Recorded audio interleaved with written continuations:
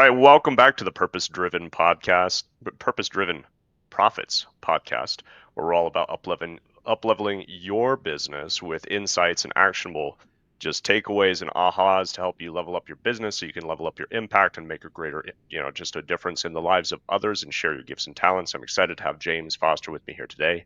James has 15 years of experience in internet marketing, and he's going to share some great insights about how entrepreneurs can tap into just hidden potential, missing potential that too often of collaborations and working with others to help grow their exposure and make a bigger impact. So, James, welcome to the show. Thank you. I appreciate it. Hey, look, it's fun. Let's help your people do some stuff here. Yeah, that's Where do you want to go first, Peter? well. Tell us who you help and how you help them. Let's get the lowdown. Sure. Thank you. So yeah, most of the people I work with are going to be coaches and experts, people who have information, coaching programs, that kind of thing, that they're doing the normal things, right? They're selling them through social, maybe they're running ads or YouTube, making lots of content, and all that's great. There's just some more leveraged ways that they can additionally take advantage of. And that's kind of my thing. I want to take advantage of as much leverage as possible to make these things happen. Like you take like J.K. Rowling's, right? Writing Harry Potter made her famous. The royalties she got from the book is what made her rich. Mm-hmm. So, it kind of depends what way people want to go. Some people absolutely want to be famous. That's great. Some people just want to be rich. And I mean, through helping people, of course, not just for no reason, but it can be done either way. And so that's kind of what I try to help people with, is more the rich side than the famous part, even though one kind of tends to lead to the other and can be done both ways. But yeah, I like to try to create profitable collaborations and invisible sales machines for coaches and experts. Okay. Well, I like this. I love leverage. All about leverage all the time. And I like that. Yeah, that's definitely an interest. Yeah, drives some interest there on the invisible sales and the profitable collaborations. I mean, like we shared just before, like I'm all about collaboration, right? I think there's just so much opportunity we can tap into. Working together is exponential growth, right? When we team up, we can impact more people. And there's always opportunity just to when you really own your lane and you know what you're good at, right? You're not afraid of competition. It does become a field of collaboration opportunity. So what got you into that, though? What was your journey to get to that point? That is kind of, luckily, and not necessarily directly or intentionally, kind of always been the way that I've done things. When I started online, it was 2008. I was 25, for those who want to do the math on that. It was the end of 2008, so things, the mortgage stuff was all going on. I had just gotten online, was figuring out what I was going to do, and gotten into, I don't know if anyone still remembers this place, but it was called the Warrior Forum back in the day. I think that's still what it's called, but I don't think it's as nearly as popular anymore. But that used to be the place for online marketers to go and talk and do that kind of stuff. And, that's kind of where I just first got into it. I had to figure out how I was going to do things. And I was 25. I had just quit my job to figure out what I was going to do. So I didn't really have a lot of money to start getting into paid ads and that kind of thing. So naturally, I had to get creative. A mentor of mine always says, resourceful people have resources. And that is something that I went out and looked for. And collaborations is the best way that I've found to really get in with people to give what you can, and of course use their resources in a way that's going to benefit everyone. So that's kind of where I started. And then over time, like doing info products and deals that way, and building friendships and whatnot throughout in the business that way. Eventually that kind of led to a partnership with when Amazon selling started becoming big, where it was an interesting idea. I had an idea for a software that would make finding wholesale products or products to wholesale to sell on Amazon a lot easier. Yep. So I spent $300. I had that software created, and I could use it myself, but I knew that wasn't really going to be the biggest use or best intent for the software. So I just started messaging people in that world It's like, hey, I have this software. You have an audience. What can we do? Eventually found a partner who wanted to use that software that we could get it to their audience, and that turned into a six-figure micro SaaS. I hate to say overnight, but very very quickly, That's awesome. because yeah, I didn't have to code it. I don't know how to code. I had somebody else do that, and then I just partnered with somebody who already had the audience to make it happen. Hmm. So it was I just kind of produced it, took this from this over here and over that from over there, and put them together, and that turned out to do very well for us. So I love yeah, that. that was one of the first big things that worked out for me, and so I've just kind of always stayed in that lane ever since. Okay. No, that's fantastic. I love that. I just want to highlight the think as entrepreneurs we get stuck. I mean, we all get, stuck in our heads, obviously, quite a lot. But I mean, there's one of those big ones is like, I need to do everything, right? If I'm going to create a software, I need to code it or whatever. I mean, you just said, like, one of the things to highlight from that story as well is you just orchestrating, directing, carrying a vision, and pulling the people together and the resources together and the leverage, as you right back to that, to make it all happen in a much bigger way. And then, of course, it highlights the collaboration point. So I want to unpack that a little bit. Like, how do I mean specifically then coaches, experts, etc. How do we go about finding great collaborations, right? If it's the software, sometimes can make a little more seem a little more obvious, I think, right? Because like here's the software, you got an audience. But what about coaches? How do coaches go about Mhm. doing this? So here's an interesting question to kind of start out with. In the movies, yeah, when the main titles, or maybe it's the end titles, now they don't really do main titles at the beginning anymore, but you see all those people, right? And one of them is producer, and they're always like right at the front. They're with the Hmm. stars, and then it's the producers, the executive producers. Hmm. Do you know what a producer actually does? They don't write the script, they don't Nope, act in it, they don't direct. they don't direct, These right? guys are clearly important. They get on the main Hmm. titles, but what do they do? I Yeah. always wondered that. I thought it Hmm. was just a weird thing. um, what they do is effectively they put the deals together, Hmm. and so like they don't write the script. They find the script or have the script written, and they Hmm. bring it, and then they go out and find the actors, then they find the directors and those kinds of things. And I think that's how a lot of us need to think about our businesses, Hmm. especially coaches. Hmm. So for an example, I know a coach he is in the fitness world, and he took it upon himself to get he has this course, and the course is doing well, this and that. He's selling however many he is. It's doing well, but not fantastic. He took it upon himself to then go out and find a supplement company that was in that world. It was a muscle building supplement. He had a fitness routine. He Okay. went approached them, and they decided to work together to add his coaching to the supplement. Now, what they could do is now, because it was this bundled package, they could charge more for one. And in a supplement, most physical product businesses, they have really low margin. Supplements Hmm. is better, but most physical products don't have great margins. Right. So that for one, they could already Hmm. create this bundle that Hmm. was 2-3 times more than what the supplement alone costs, and that is pretty much all profit because they're bundling it with an information product. Yep. Two, it also helped with consumption of the supplement, right? If you now have Hmm. a workout plan or product that's going to help you use it, you're going to use the product more. So not only did they get to work out, which was an added benefit, but now that the supplement is being used more. And what I really like about this is this coach. Now they worked out a deal where he was getting a little bit of every sale, but you Okay. don't even necessarily need to do that because you're getting the buyer's leads, and they're already Mm. familiar with you, right? They're Mhm. already know who you are if they watched your videos because they bought this other product, and Right.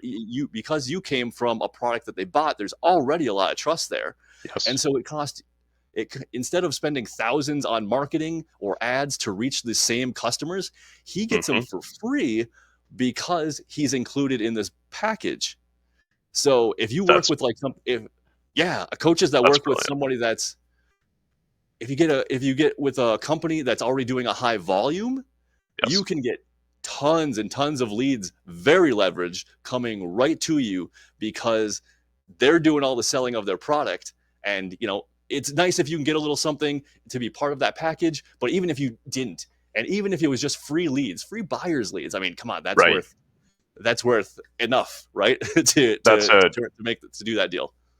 Yeah, absolutely. I mean, at that point, you have seven-figure earning potential from those leads Yeah, alone, right? depending on But what your yeah, offer that's is and what you're doing, that is hmm there's a lot to be hmm made from that. yes, yeah. That's why I say potential because yeah, there's a lot of variables could go into that, of course. But yeah, Mhm. buyer leads are such high value. When somebody's, the Absolutely. psychology, of course, is when somebody's paid $1, that's all it takes. That's a threshold. That's why there's all these low tick, these the tripwire offers $7, get my course bundle for $7, and internet marketing all over the place is doing that because it's the same psychology. Somebody pays you $7, now they're 100 times more likely or whatever to pay $7,000, right? Because they're a buyer, and as long as your product is good, you've built trust. So I suppose that's got to be part of it, right? You want to find somebody to collaborate with that you're actually gonna want to put your name behind that supplement in this case. Absolutely. Yep. um but yeah, that's brilliant. And also, I mean, another great point there on that the profitability piece is like, I mean, I'm not from the SaaS world here. You are, so but Russell Brunson did that brilliantly by adding so many info product upsells to his software, and that's why Mhm. ClickFunnels is doing so freaking well because HubSpot takes a year to recuperate the cost of client acquisition, but Wow. Yeah. ClickFunnels can do it in the first sale because all the info product is such high profit, right? Yep. Whereas the actual membership, the subscription to ClickFunnels is not. That's a long game. So that's a way that you can play both games, and Brunson is doing that brilliantly as he does many things. So I love that. Yeah, there's a. So that's a good aha for me because that's where I'm starting to see where does the value win-win-win come in, right? What's the win that you're offering to whoever you're approaching as a collaboration partner? Well, if they can boost their profitability and collapse the right, if they can close the cost of customer acquisition or recoup that in the first sale instead of the first multiple sales or whatever, that's big value.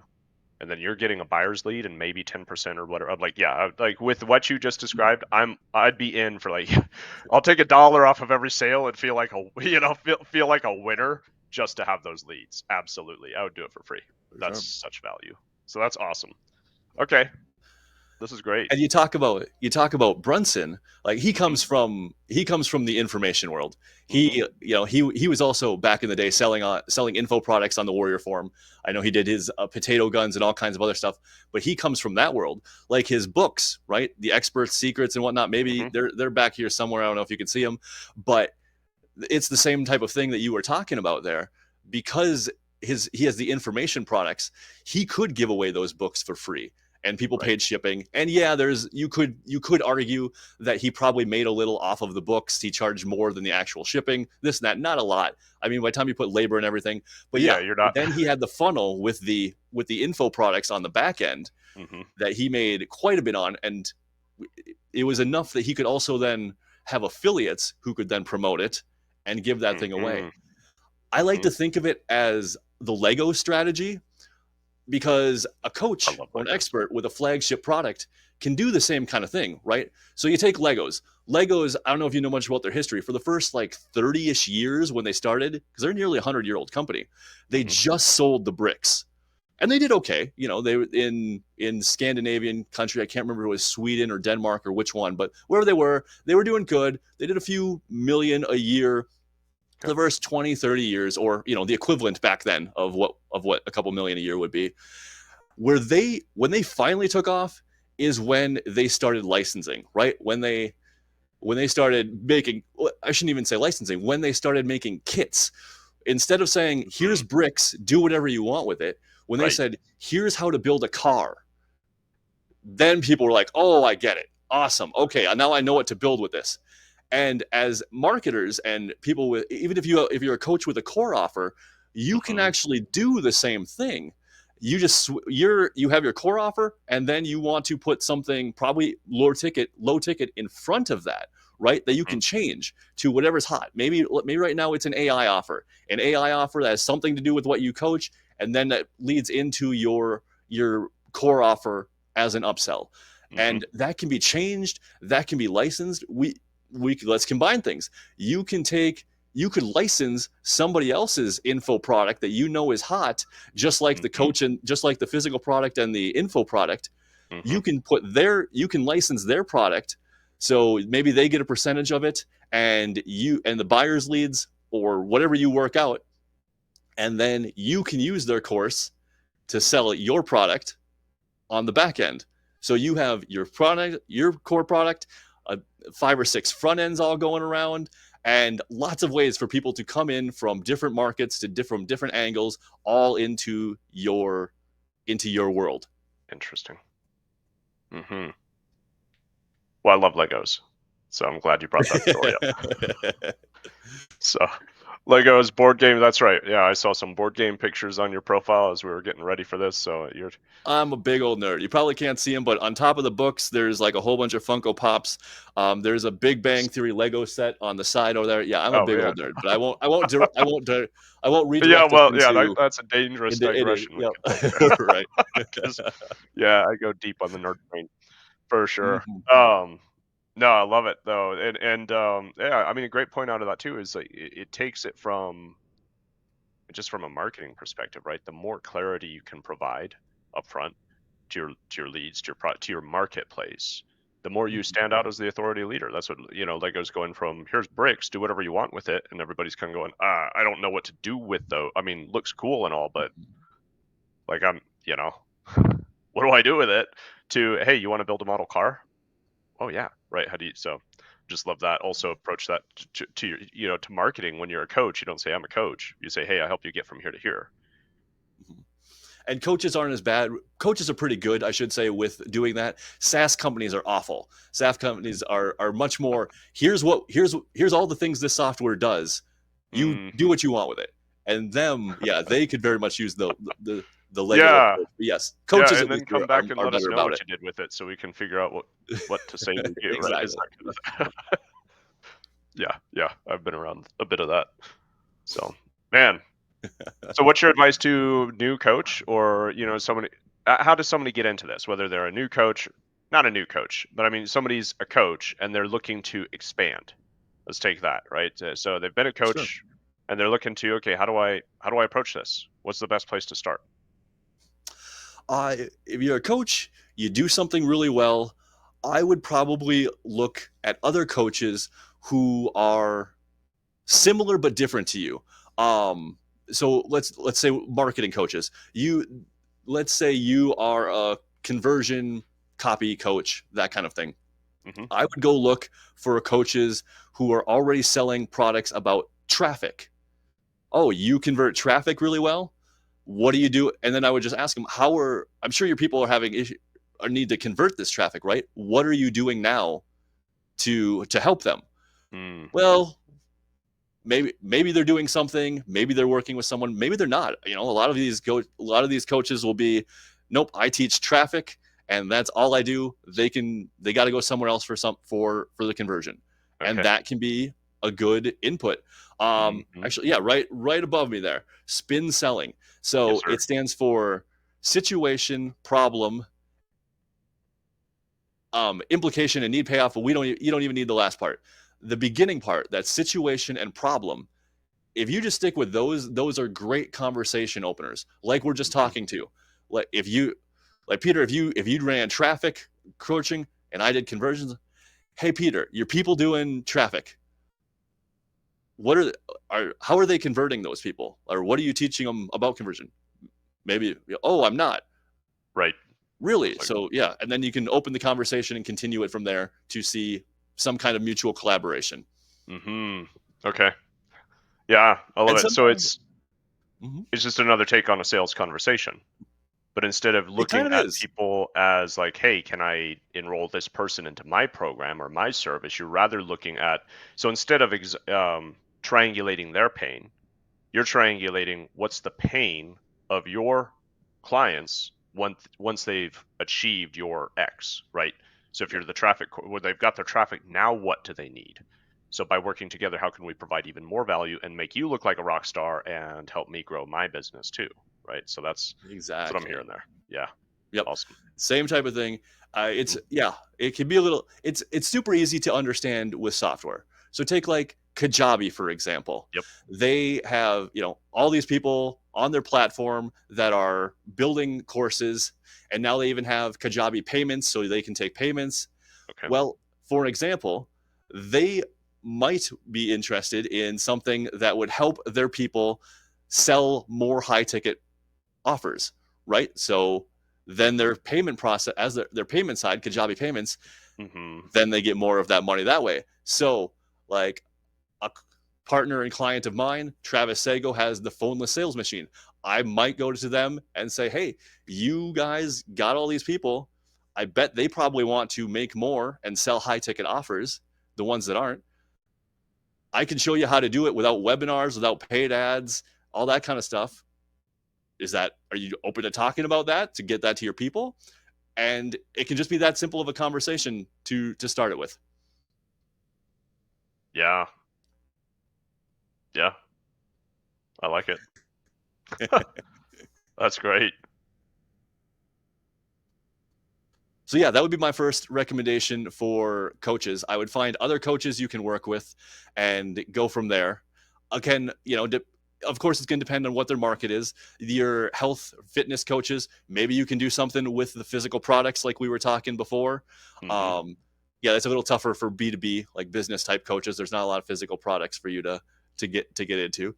Or maybe Right. there is. Maybe you can go to Office Max and you can figure out how to run some kind of small business summit or business summit for their people and get them buying more copiers or something like that on top of it. Maybe there's all kinds of things that you can come up with. It's Hmm. the beauty and problem with profitable collaborations in general is there's just so many options.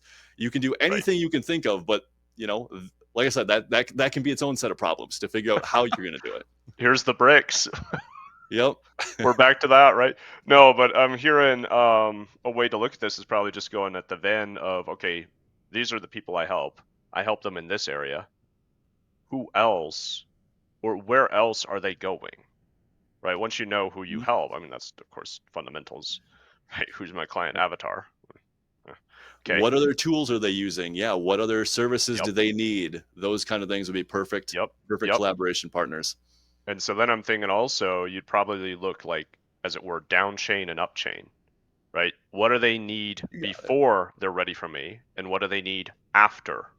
Because then you've got collaboration on both sides, right? You've got the collaboration potential to feed someone else, and you've got the collaboration to receive from someone else.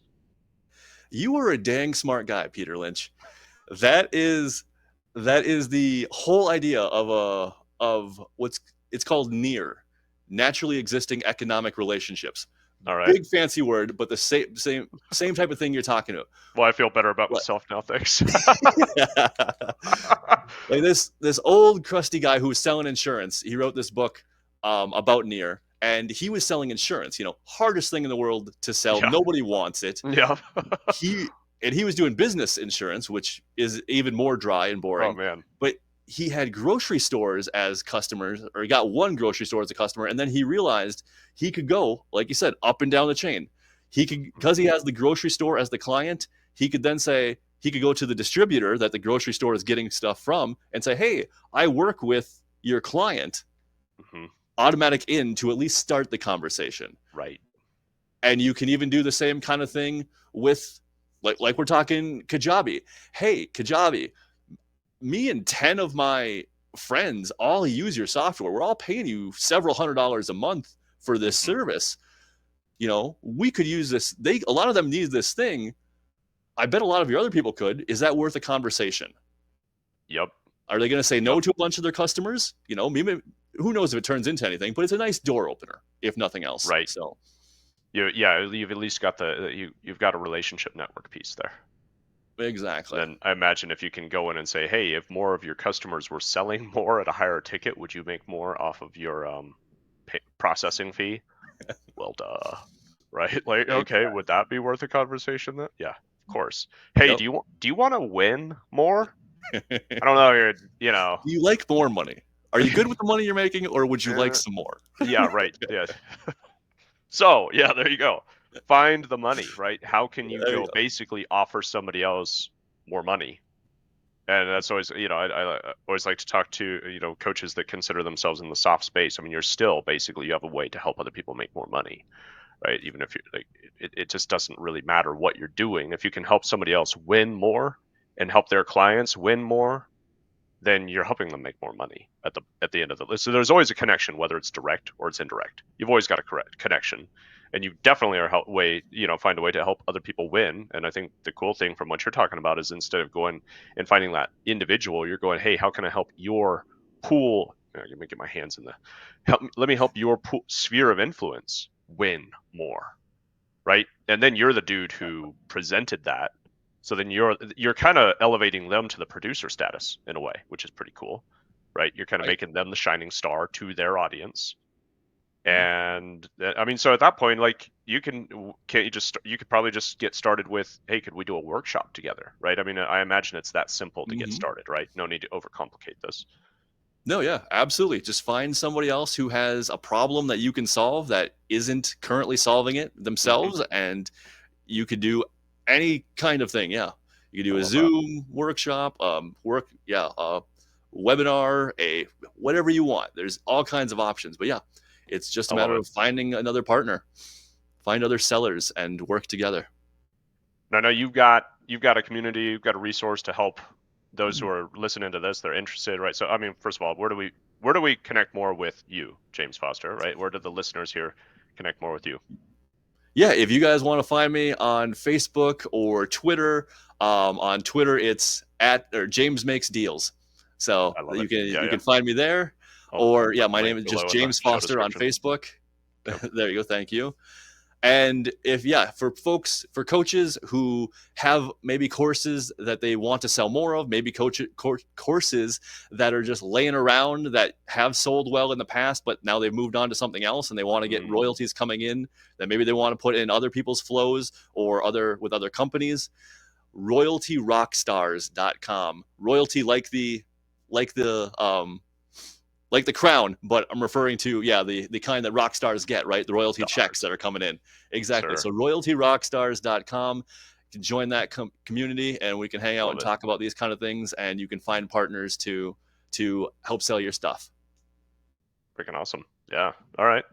Well, all those links will be down below, but yeah, definitely go check out royaltyrockstars.com. James, this has been awesome. My last question Yeah, for you, man. sir, is Mm-hmm. what does purpose mean to you? Ooh, purpose. There is I don't know if you ever heard of Eli Goldratt. He wrote The Goal, The Choice, The Theory of Constraints was his big thing. But in his Okay. last book that he did with his daughter, they talk about one of the big questions in that book is do you want an easy life or do you want a purposeful life is Mm-hmm. effectively what he says Mm-hmm. because if you want an easy life you can just hit yourself over the head with a hammer and then you lay in bed all day people bring you things and you have an easy life Yep. but what where are you going to do with that? Where is that going to go? Right. So yeah, a purposeful life, doing something meaningful, solving interesting problems, as Seth Godin likes to say, that to me is a purpose. Is purpose Mm, doing things to help others that are interesting to me. Win-win for everyone. That's yeah. I'm very happy to be doing that. I love that. I love that. Yeah. We get to rise and be the hero of our own story, right? Love that. Absolutely. All right. Well, y'all check out Royalty Rocket, or sorry, royaltyrockstars.com. All right. Thank you. Uh huh. Link in the description below. James, thanks again for coming on. Been great having you. This is an awesome session. Take action on what you heard today because this is a game. It's going to open so many more doors for you here in 2024 and beyond. This is just timeless principles. So thanks again. And Going it's to wrap right fun. here. Yeah, man. Thank you, Peter.